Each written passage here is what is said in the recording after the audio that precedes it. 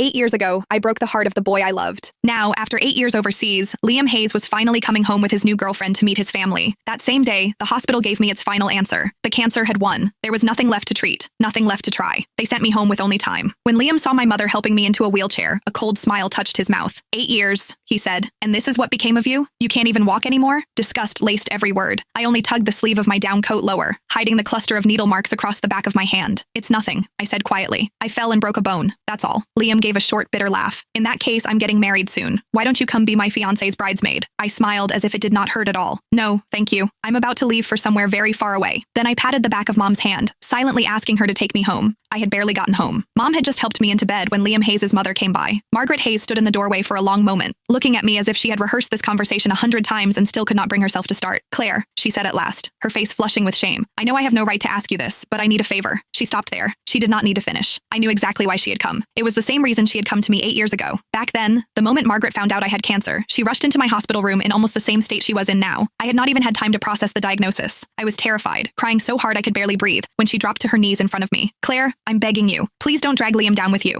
He's just been accepted into a program overseas. If he finds out you have cancer, he'll never agree to leave. You and Liam have known each other your whole lives. You've loved each other for so many years. So please, for my sake, let him go. Break up with him. I've arranged everything. I found a boy to help. All you have to do is pretend to kiss him downstairs. Let Liam see it. Make him believe you betrayed him. Then break up with him. That's all. Because of those words, the first thing I did after being diagnosed was not schedule more tests or begin treatment. Instead, I put on the coldest face I could manage, pretended to cheat, forced Liam to hate me, and drove him out of the country without mercy. Sure enough, a second later, Margaret looked at me with guilt in her eyes. Claire, please don't blame me. I had no choice. Liam's girlfriend now was his classmate overseas throughout graduate school and his doctoral program. They're perfect for each other. I really don't want to ruin such a good marriage. You know Liam, he adored you when you were kids. If he finds out the truth about what happened back then, I'm afraid, her voice shook. I'm afraid he'll throw everything away again. So could you stay away from him for a while? You don't have much time left anyway, do you? In your condition, you shouldn't be going out, don't you think? The moment Margaret said those words, my mother grabbed a pack of adult diapers from beside the bed and slammed it down so hard the mattress shook. Seeing that she was about to lose her temper, I quickly tugged at her sleeve and softened my voice. Mom, please. It took several seconds before she managed to hold herself back. Only then did I look back at Margaret. I can promise I won't tell Liam what happened 8 years ago, I said calmly, but I can't promise I won't see him. No, I could not promise that.